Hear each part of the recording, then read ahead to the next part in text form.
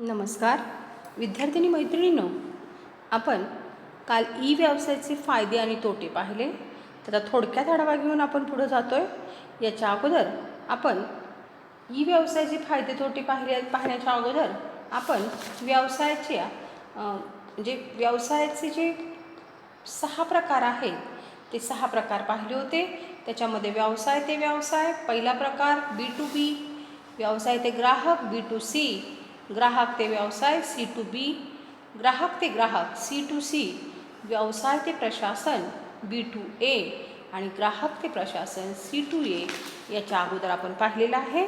त्यानंतर आपण ई व्यवसायाचे फायदे तोटे पाहिले होते आणि त्याचा आपण थोडक्यात आढावा घेऊन पुढे जातोय. आता काल आपण पाहिल्याप्रमाणे सामान्य जनतेला ऑनलाईन पद्धतीने वस्तूची माहिती घेणे व त्याची निवड करणे, तसेच वस्तू पोहोचत्या केल्यानंतर किंवा आधी शोधन करणे हा व्यवसायाचा मुख्य फायदा आहे. अशा प्रकारे विक्रेते आणि खरेदीदार या दोघांनाही इंटरनेटच्या आधारे व्यासपीठ मिळते. पारंपरिक खरेदी आणि विक्रेते यांच्याद्वारे 3 मार्गाने व्यापार केला जातो, जसे समोरासमोर, ईमेल, फोन, इंटरनेट हा व्यवसायासाठीचा चौथा मार्ग आहे. इंटरनेट हा कमी किमतीमध्ये मोठ्या प्रमाणात विक्री करणारा व्यवसाय म्हणून भरभराटीस आलेला आहे. अशा प्रकारे पारंपरिक स्रोतापेक्षा इंटरनेट चांगली संधी देते. इंटरनेटचे फायदे हे इंटरनेटचे सामर्थ्य आहे. म्हणजेच आज जर आपण पाहिलं तर व्यापारासाठी इंटरनेटचा चौथा मार्ग आहे आणि इंटरनेटमुळं व्यवसाय हा खूप भरभराटी झालेला आहे.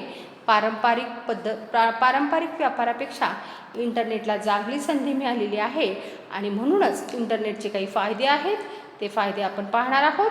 पहिला फायदा आपण पाहिला होता तो म्हणजे सुलभ स्थापना. पारंपरिक व्यवसायापेक्षा इंटरनेट व्यवसायाची स्थापना करणं अतिशय सुलभ आहे. पारंपरिक व्यवसाय जर स्थापन करायचा असेल तर त्याच्यासाठी जमीन लागते, जागा लागते, जागेवर दुकान थाटावं लागतं, दुकान थाटल्यानंतर त्या दुकानाचं फर्निचर करावं लागतं आणि त्याच्यामध्ये म्हणजे विक्री करण्यासाठी मनुष्यबळही ठेवावं लागतं. परंतु इंटरनेटचा या सगळ्या गोष्टी कराव्या लागत नाही. फक्त ई व्यवसायाची स्थापना करणे, म्हणून ई व्यवसायाची स्थापना करणं खूप सोपं आहे. फक्त वेबसाईटवर आपल्याकडे असणाऱ्या प्रोडक्शनची माहिती द्यावी लागते आणि त्यामुळं पारंपरिक व्यवसायापेक्षा ई व्यवसायाची स्थापना करणं अतिशय सुलभ आहे. दुसरा फायदा आपण पाहिला होता की याच्यामध्ये कमी गुंतवणूक आहे. मी आत्ताच तुम्हाला सांगितलं की पारंपरिक व्यवसायाला भौतिक अस्तित्व असते. त्यामुळं पारंपरिक व्यवसायामध्ये पैशाची गुंतवणूक करावी लागते. जसं मी तुम्हाला म्हटलं होतं आत्ताच, जागा खरेदी करणं, त्याच्यावर बिल्डिंग बांधणं, त्याच्यामध्ये फर्निचर करणं, कामगार ठेवणं, यासाठी खूप सारी गुंतवणूक करावी लागते. कारण पारंपरिक व्यवसायाला भौतिक अस्तित्व निर्माण होते, परंतु ई व्यवसायाला कुठलेच भौतिक अस्तित्व निर्माण होत नाही. म्हणून ई व्यवसायाची स्थापना करणं सोपं आहे. तसंच ई व्यवसायामध्ये कमी गुंतवणूक करावी लागते आणि कुठलीही गुंतवणूक न करता ई व्यवसाय स्थापन करता येतो. ई व्यवसायामध्ये कमी मनुष्यबळामध्ये हा व्यवसाय सुरू करता येतो. त्यामुळं ई व्यवसायामध्ये जी गुंतवणूक जी आहे ती अतिशय कमी असते. पुढची आहे सुविधा. पारंपरिक व्यवसाय जर आपण बघितला तर सकाळी 9 वाजता दुकान सुरू होते आणि जास्तीत जास्त रात्री 9 वाजेपर्यंत चालू राहते. परंतु ह्याची सुविधा जी आहे ई व्यवसायाची ती 24 तास म्हणजे वर्षाचे 365 दिवस असतील तर इंटरनेटची सुविधा वर्षाच्या 365 दिवसामध्ये चालते. व्यवसाय कधीही सुरू करता येतो. त्यामध्ये बदल करणे शक्य असते आणि म्हणूनच इलेक्ट्रॉनिक माध्यमाद्वारे सूक्ष्म आणि उद्दिगंत झालेला व्यवसाय कधीही कोणत्याही ठिकाणी कोणत्याही वेळेला करता येतो आणि त्याचा फायदा घेता येतो. आपल्याला जर पारंपरिक पद्धतीने खरेदी करायची असेल तर ठराविक वेळातच जावं लागतं, त्यासाठी दुकानात जावं लागतं, पेठात जावं लागतं, बाजारपेठेत जावं लागतं. परंतु इंटरनेटची सुविधा 365 दिवस चालू असते, कधीही चालू असते. अगदी तुम्ही खूप बिझी आहात, तुम्हाला अजिबात वेळ मिळाला नाही, संध्याकाळी तुम्ही ऑफिसवरून आलाय, जेवण करून निवांत बसलाय, तुम्ही त्यावेळेला सुद्धा ऑनलाईन खरेदी करू शकता. त्यामुळं ही सुविधेचा खूप मोठा फायदा आहे. व्यवसाय कधीही कोणत्याही ठिकाणी कोणत्याही वेळेला करता येतो, त्याचा हा फायदा आहे. वेग जर म्हटलं तर यामध्ये माहिती मोठ्या प्रमाणात आकर्षक पद्धतीने व अधिक वेगाने मिळते, कारण इंटरनेटच्या सहाय्याने एका क्लिकवर खरेदी आणि विक्रीची देवाणघेवाण होते. वेग जर म्हटलं तर याचा वेग प्रचंड आहे. आपण दुकानात गेल्यानंतर वस्तू दाखवणं, पाहणं, सगळ्या वस्तू पाहणं याला खूप वेळ लागतो, परंतु इंटरनेटच्या माध्यमातून आकर्षक पद्धतीने अधिक वेगाने याची माहिती मिळते. एका क्लिकवर वस्तूच्या खरेदी विक्रीची देवाणघेवाण होते आणि त्यामुळं याचा वेग जो आहे इंटरनेटचा तो खूप जास्त आहे. एका क्लिकवर वस्तूच्या खरेदी विक्रीची देवाणघेवाण केली जाते आणि माहिती मिळू शकते. त्यानंतर पुढचा फायदा आहे तो म्हणजे जागतिक प्रवेश. इंटरनेट खरोखरच विरहित व्यापार आहे. एकीकडे विक्रेत्या जागतिक बाजारपेठेत प्रवेश करण्यास अनुमती दिली, तर दुसरीकडे खरेदीदारास जगातील बहुतेक कोणत्याही भागातून उत्पादन निवडण्याचे स्वातंत्र्य दिले जाते. यामध्ये खरेदीदार आणि विक्रेते यांना समोरासमोर येण्याची गरज नसते. आता सगळ्यात मोठा फायदा आहे तो म्हणजे जागतिक प्रवेश. जगातल्या कुठल्याही कानाकोपऱ्यामध्ये किंवा जगातली कुठलीही वस्तू आपण इंटरनेटच्या माध्यमातून मागवू शकतो. आपण बघितलं की 1991 नंतर विक्रेत्यास जागतिक बाजारपेठेत प्रवेश दिला, म्हणजे आपण जेव्हा जागतिक अर्थव्यवस्थेचं धोरण स्वीकारलं त्यानंतर विक्रेत्यास जागतिक बाजारपेठेमध्ये प्रवेश करण्याची अनुमती दिली. तर दुसरीकडे ग्राहकास जगातील बहुतेक कोणत्याही भागातून उत्पादन निवडण्याचे स्वातंत्र्य दिले. कुठल्याही भागात जाऊन उत्पादन निवडता येतं. आपण कुठल्याही भागाची कुठल्याही ठिकाणची वस्तू इंटरनेटवरून एका क्लिकवर खरेदी करू शकतो आणि हा खूप मोठा फायदा आहे. जागतिक बाजारपेठेमध्ये प्रवेश आपल्याला मिळालेला आहे आणि जगाच्या कुठल्याही कानाकोपऱ्यातून आपण इंटरनेटवरनं त्या विक्रेत्याची माहिती घेऊन त्याची वस्तू मागवू शकतो. पुढचा फायदा आहे कागदविरहित समाजाच्या दिशेने हालचाली. इंटरनेटच्या वापरामुळे कागदी कामावर अवलंबून राहण्याचे प्रमाण कमी झाले आहे. नोंदी ठेवणे, संदर्भ घेणे इंटरनेटमुळे सोपे झालेले आहे, म्हणजे कागदविरहित समाजाच्या दिशेने हालचाली झालेल्या आहेत.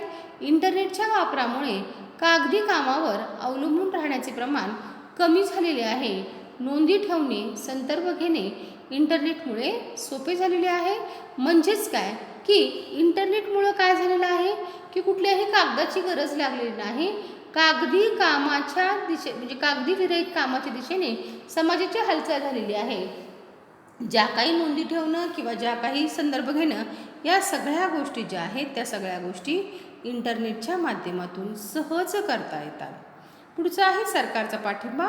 ई व्यवसायाच्या स्थापनेसाठी सरकार अनुकूल वातावरण प्रदान करत आहे. तसेच व्यवसायातील जास्तीत जास्त पारदर्शकता सुनिश्चित केली जाते. म्हणजे थोडक्यात याचा फायदा असा आहे की ई व्यवसायासाठी सरकारचा पूर्ण पाठिंबा आहे. सरकारने ई व्यवसायाला पाठिंबा दिलेला आहे.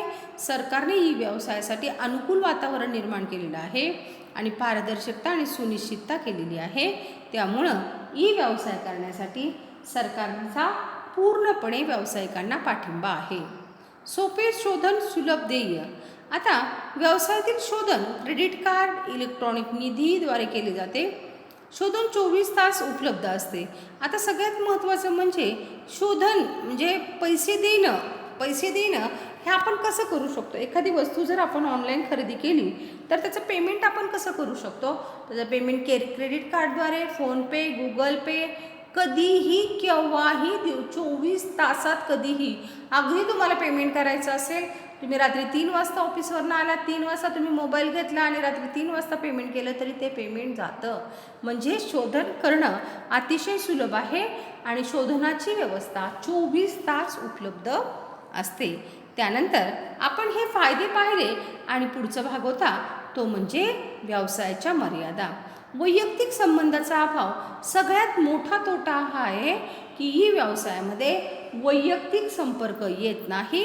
आपण वस्तू घेतो, तो वस्तू कोणाची आहे, कशी आहे, त्याला स्पर्श करता येत नाही, ती वस्तू कशी दिसते हे फक्त आपण मोबाईलवर बघू शकतो. त्याचं पोत कसं आहे, कापडामध्ये बऱ्याचदा असं होतं की आपण नेटवर जेव्हा बघतो त्यावेळेला ते कापड खूप छान आहे असं वाटतं, परंतु त्याचा आल्यानंतर ते कापड त्या क्वालिटीचं नसतं. म्हणजे सगळ्यात महत्त्वाचा हा तोटा आहे की वैयक्तिक संबंधाचा अभाव, वैयक्तिक संपर्क विक्रेत्याशी कसलाही येत नाही आणि कोणत्याही उत्पादनाला आपण स्पर्श करू शकत नाही. त्यामुळे ग्राहकाला उत्पादनाची गुणवत्ता तपासणे अवघड जाते. हा एक तोटा आहे. दुसरा आहे वितरणाची वेळ. उत्पादनाच्या वितरणास वेळ लागतो, कारण पारंपरिक व्यवसाय उत्पादन खरेदी केल्यानंतर वितरण होते, परंतु ई व्यवसाय तसे होत नाही. त्यामुळे ग्राहक निराश होतात. उदाहरणार्थ ॲमेझॉन एका दिवसात वस्तूच्या वितरणाचे आश्वासन दिले आहे. ही एक चांगली सुधारणा आहे, परंतु सर्व समस्याचे पूर्णपणे निराकरण त्याने होऊ शकत नाही. वितरणाची वेळ सगळ्यात महत्त्वाचं. आपण दुकानात गेलो, वस्तू पाहिली, आवडली, आपण घालून पाहिली. आता समजा तुम्ही दुकानात गेला, एखादा ड्रेस घेतला, तुम्हाला आवडला, तुम्ही तो घालून पाहिला, तुम्हाला बसला, पैसे दिले तर तुम्ही घालूनही येऊ शकता किंवा तुम्हाला तो ड्रेस लगेच मिळतोय. परंतु इथं मात्र तसं होत नाही. वितरणाची वेळ जी आहे ती वितरणाची वेळ नंतर येते. आपण उत्पादन खरेदी केल्यानंतर आपल्याला वस्तू मिळते बऱ्याचदा, त्यामुळं ग्राहक निराश होतो. ॲमेझॉनने आता एक नवीन चांगली सुविधा दिलेली आहे की ॲमेझॉन असं म्हणते की एका दिवसात वस्तूची वितरणाचे आश्वासन दिलेलं आहे, परंतु यामुळं सर्व समस्याचे पूर्णपणे निराकरण होऊ शकत नाही. त्याच्यानंतर तिसरा तोटा आहे तो म्हणजे सुरक्षा समस्या. आज जर आपण बघितलं तर हॅकर्सनी हे अकाउंट हॅक केलं, ते अकाउंट हॅक केलं, या अकाउंटची माहिती घेतली, असं आपण बऱ्याचदा ऐकतो.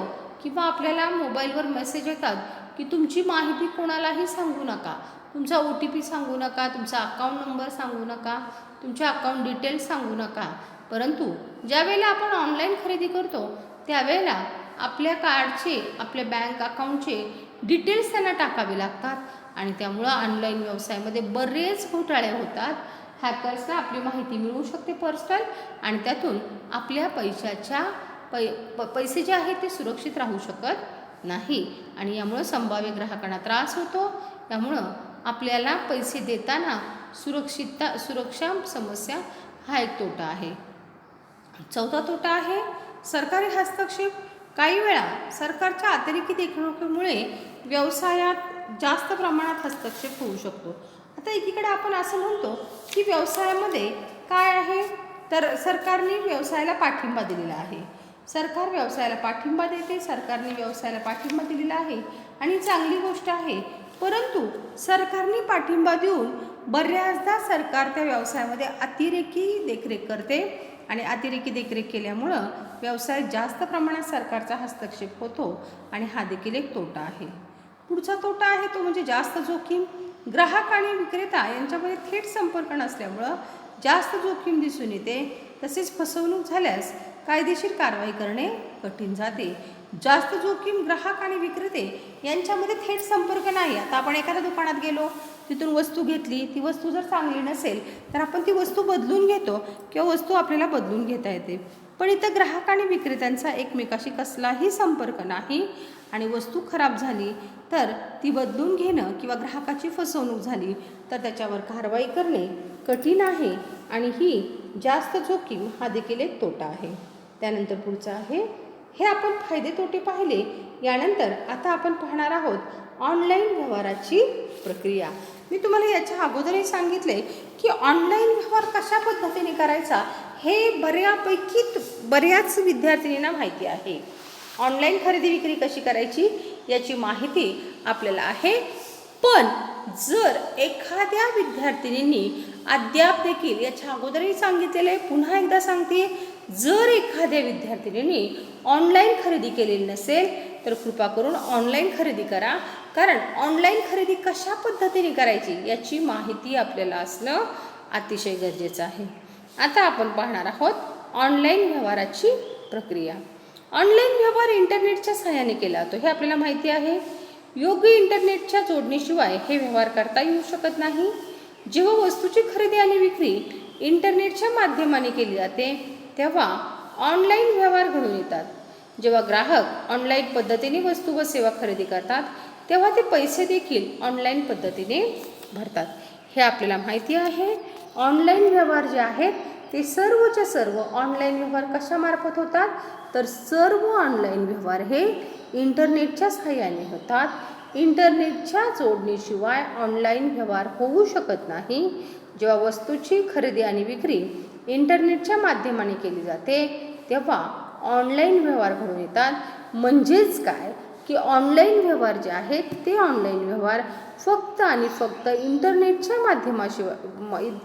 माध्यमाने होतात. इंटरनेटशिवाय ऑनलाईन व्यवहार होऊ शकत नाही. वस्तूची खरेदी असेल किंवा विक्री असेल, या सगळ्या गोष्टी ज्या होतात त्या इंटरनेटच्या सहाय्याने होतात आणि इंटरनेटच्या सहाय्यानेच घडून येतात. म्हणजेच ऑनलाईन पद्धतीने वस्तू व सेवाची खरेदी करतात तेव्हा ते पैसे देखील ऑनलाईन पद्धतीनेच भरतात. म्हणजे ऑनलाईन पद्धतीने वस्तूची खरेदी आणि विक्री होते आणि पैसे देखील ऑनलाईन पद्धतीने भरले जातात.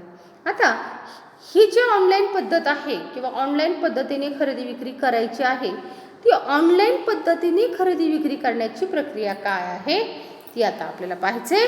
म्हणजे ऑनलाईन व्यवहार पूर्ण खरेदी विक्री आणि वस्तू पोहोचवण्याची व्यवस्था असे टप्पे आहेत. ऑनलाईन व्यवहार प्रत्यक्षात कशा पद्धतीने होतात ते आपण पाहतोय. पहिल्यांदा आहे नोंदणी, याला रजिस्ट्रेशन असं म्हणतात.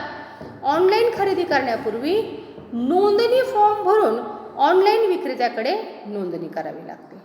ऑनलाईन व्यवहारात नोंदणी ही पहिली पायरी आहे. विशिष्ट संकेतस्थळावर वस्तू किंवा सेवेची खरेदी करताना ग्राहकाने लॉग इन करणे आवश्यक आहे. ग्राहकाचा ईमेल आय डी, नाव, पत्ता इत्यादी तपशील सर्व संकेतस्थळावर सुरक्षित आणि जतन करून ठेवला जातो. सुरक्षिततेच्या कारणास्तव खरेदीदाराचे खाते आणि शॉपिंग कार्ट हे ऑनलाईन दुकानात ब्राउझिंग करताना आपण काय घेतले याची नोंद ठेवते. आता सगळ्यात महत्त्वाचं, ऑनलाईन व्यवहार करत असताना ज्या वेळेला आपल्याला ऑनलाईन व्यवहार करायचा आहे, ज्या विक्रेत्याकडून आपल्याला वस्तू खरेदी करायची आहे त्या विक्रेत्याकडं आपल्याला खरेदी करण्यापूर्वी आपल्याला नोंदणी फॉर्म भरणं आवश्यक आहे. म्हणजेच त्या विक्रेत्याकडं नोंदणी करणं आवश्यक आहे. ऑनलाईन व्यवहाराची ही पहिली पायरी आहे की ऑनलाईन व्यवहार करताना आपल्याला नोंदणी करणं आवश्यक आहे.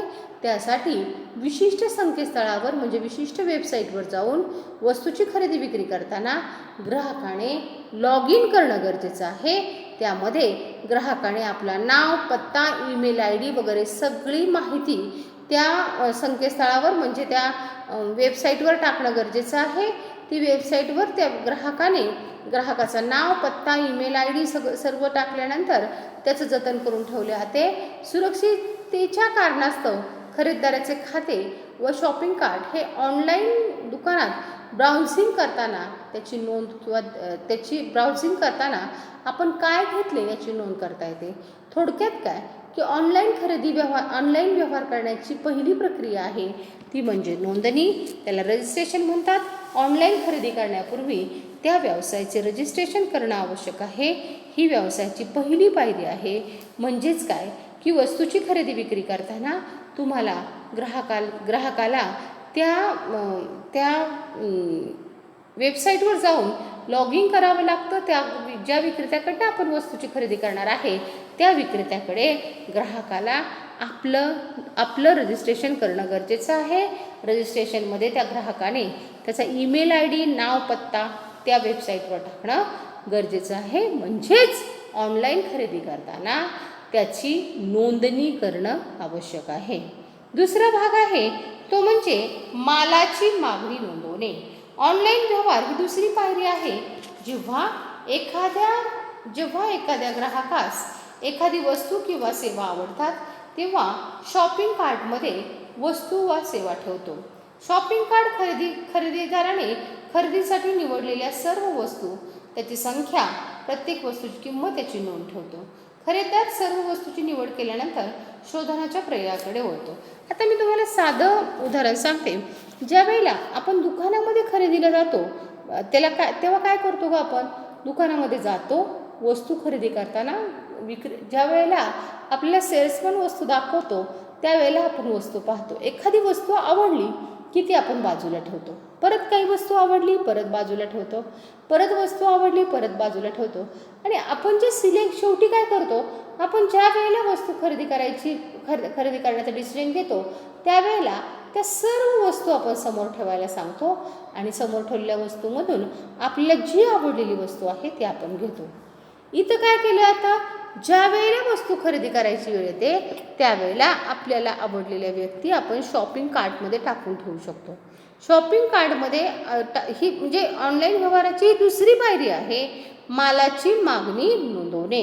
ज्या वेळेला ऑनलाईन पद्धतीने ग्राहक वस्तू पाहतो त्यावेळेला त्याला जर एखादी वस्तू आवडली तर ती वस्तू त्याने शॉपिंग कार्टमध्ये ठेवावी लागते. शॉपिंग कार्ट हे खरेदीदाराने खरेदीसाठी निवडलेल्या सर्व वस्तू, त्याची संख्या आणि प्रत्येक वस्तूची किंमत याची नोंद ठेवते. खरेदीदार सर्व वस्तूची निवड केल्यानंतर शोधनाच्या प्रक्रियेकडे वळतो. म्हणजे पहिली पायरी आहे रजिस्ट्रेशन, दुसरी पायरी आहे मालाची ऑनलाईन पद्धतीने खरेदी. आता ऑनलाईन व्यवहारामधली मालाची मागणी नोंदवणे हा दुसरी पायरी आहे. पहिली आहे रजिस्ट्रेशन, दुसरी आहे मालाची मागणी नोंदवणे. ज्या वेळेला आपल्याला वस्तू आवडतात तेव्हा आपण शॉपिंग कार्टमध्ये ठेवायच्या आणि जी वस्तू आपल्याला घ्यायची आहे त्याचं शोधन करण्यासाठी पर्याय शोधायचा, म्हणजे त्या मालाची मागणी नोंदवायची. आता पहिल्यांदा आपण काय पाहिलं, रजिस्ट्रेशन. आपण काय केलं, विक्रेत्याकडं आपल्या नावाचं रजिस्ट्रेशन केलं. दुसरं काय केलं, आपल्याला जी वस्तू पाहिजे त्या वस्तूची मागणी नोंदवली. आता म्हणजेच काय की आपण एखाद्या विक्रेत्याच्या वेबसाईटवर गेलो, त्या विक्रेत्याकडे आपण आपलं नाव, ईमेल ID, पत्ता रजिस्ट्रेशन केला आणि त्यानंतर आपण वस्तू पाहिल्या आणि वस्तू पाहिल्यानंतर त्या वस्तू आवडल्यानंतर त्या वस्तूच्या मालाची मागणी केली. वस्तूच्या मालाची मागणी केल्यानंतर आपण मागणी केलेल्या मालाचे पैसे देणे आवश्यक आहे. त्याला शोधन पेमेंट असं म्हणतात. ऑनलाईन व्यवहारातील ही शेवटची पायरी आहे. या पायरीमध्ये खरेदीदारास शोधनाचा पर्याय निवडावा लागतो. शोधनाची रचना ही अत्यंत त्रिस्तरीय एन्क्रिप्शन सह सुरक्षित आहे. शोधनाचे अनेक मार्ग आहेत ज्याद्वारे आपण शोधन करू शकतो. म्हणजेच काय की तिसरा प्रकार आहे तो म्हणजे शोधन. पहिला आपण रजिस्ट्रेशन पाहिला, दुसरा मालाची मागणी नोंदवणी पाहिला आणि तिसरा आपण पाहतोय शोधन. आता ज्या वेळेला ऑनलाईन व्यवहाराची ही शेवटची पायरी आहे त्याच्यामध्ये आपण खरेदी केलेल्या वस्तूचे शोधन करणं म्हणजेच खरेदी केलेल्या वस्तूची किंमत पेड करणं, याला शोधन असं म्हणतात. हा ऑनलाईन व्यवहाराचा शेवटचा टप्पा आहे आणि त्या शोधनाचा पर्याय निवडावा लागतो. म्हणजे आपण वस्तू खरेदी केल्यानंतर आपण त्या वस्तूची किंमत विक्रेत्याला कशी देणार आहे यासाठी आपल्याला शोधनाचा मार्ग शोधावा लागतो. त्यातला पहिला मार्ग आहे वस्तू पोचत्या केल्यानंतर शोधन. आता पहिला मार्ग, त्याचे 3 प्रकार आहेत. एक म्हणजे त्यातला पहिला आपण प्रकार पाहतोय शोधनाचा, वस्तू पोचत्या केल्यानंतर शोधन. आता वस्तू पोचत्या केल्यानंतर शोधन याचा अर्थ काय आहे, शोधनाच्या या प्रकारामध्ये खरेदीदाराला वस्तू हातात मिळाल्यानंतर शोधन केलं जातं. त्याच्यामध्ये शोधन घरी दाराजवळ केले जाते. ग्राहक रोख किंवा क्रेडिट किंवा डेबिट कार्डद्वारे शोधन करतो. पहिला प्रकार जो आहे तो म्हणजे शोधनाच्या या प्रकारामध्ये खरेदीदाराला वस्तू हातात मिळाल्यानंतर त्याचे शोधन. म्हणजेच काय की आपण ऑनलाईन व्यवहार केला आणि वस्तूची खरेदी केली आणि ती वस्तू आपल्या दारात त्या विक्रेत्याने आणून दिली, त्यानंतर आपण त्याचे पैसे द्यायचे. मग पैसे कसे द्यायचे, डेबिट कार्डने द्यायचे, क्रेडिट कार्डने द्यायचे किंवा रोख स्वरूपामध्ये ग्राहक त्या विक्रेत्याला पैसे देऊ शकतो. अशा प्रकारे पहिला प्रकार आहे तो म्हणजे वस्तू पोहोच केल्यानंतर वस्तूची किंमत देणे. मग ती किंमत डेबिट कार्डद्वारे द्यायची, क्रेडिट कार्डद्वारे द्यायची किंवा कॅश द्यायची, पण वस्तू ग्राहकाच्या दारात आल्यानंतर त्याची किंमत द्यायची. दुसरा प्रकार आहे धनादेश. धनादेश म्हणजे चेक. शोधनाच्या प्रकारात खरेदीदार विक्रेत्यास एक धनादेश पाठवतो आणि विक्रेता धनादेश प्राप्त झाल्यानंतर वस्तू पाठवतो. आता दुसरा प्रकार कसा आहे, धनादेश, चेकच्याद्वारे पैसे.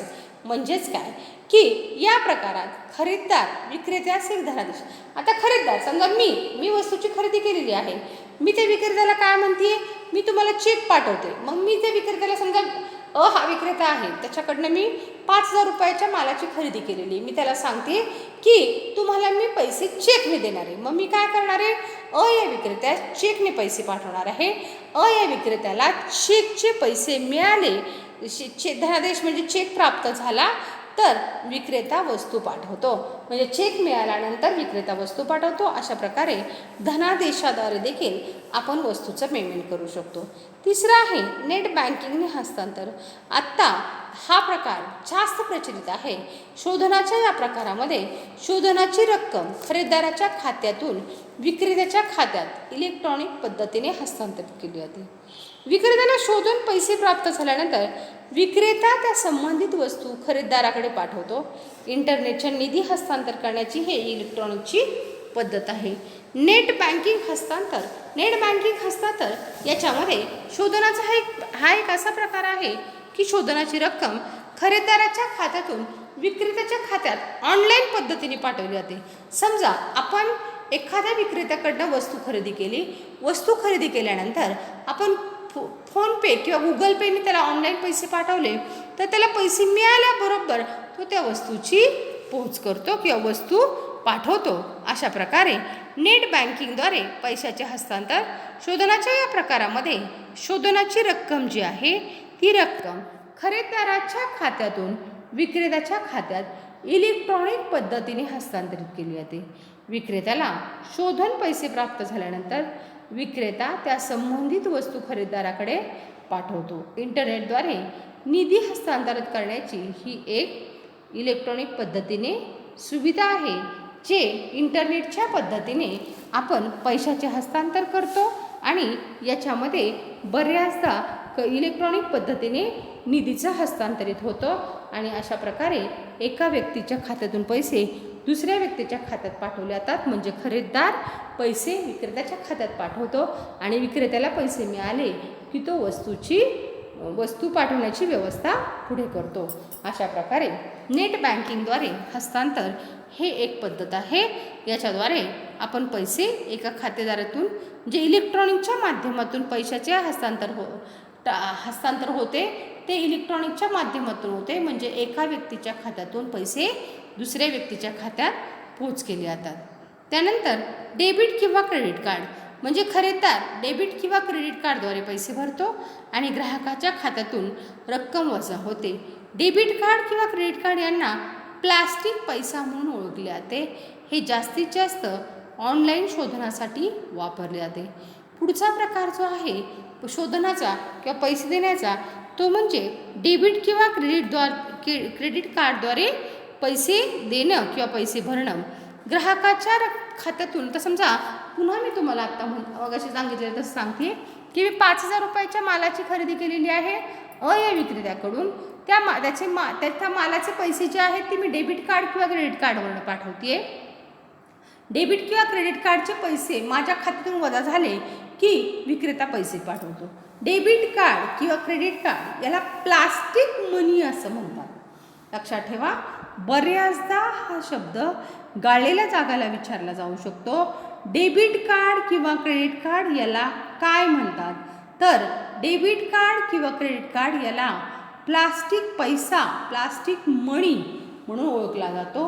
हे जास्तीत जास्त ऑनलाईन शोधनासाठी वापरले जातात आणि याद्वारे म्हणजेच काय की डेबिट कार्ड किंवा क्रेडिट कार्डद्वारे पैशाचं शोधन केलं जातं आणि या डेबिट कार्ड आणि क्रेडिट कार्डलाच काय म्हटलं जातं, प्लास्टिक पैसा असं म्हटलं जातं.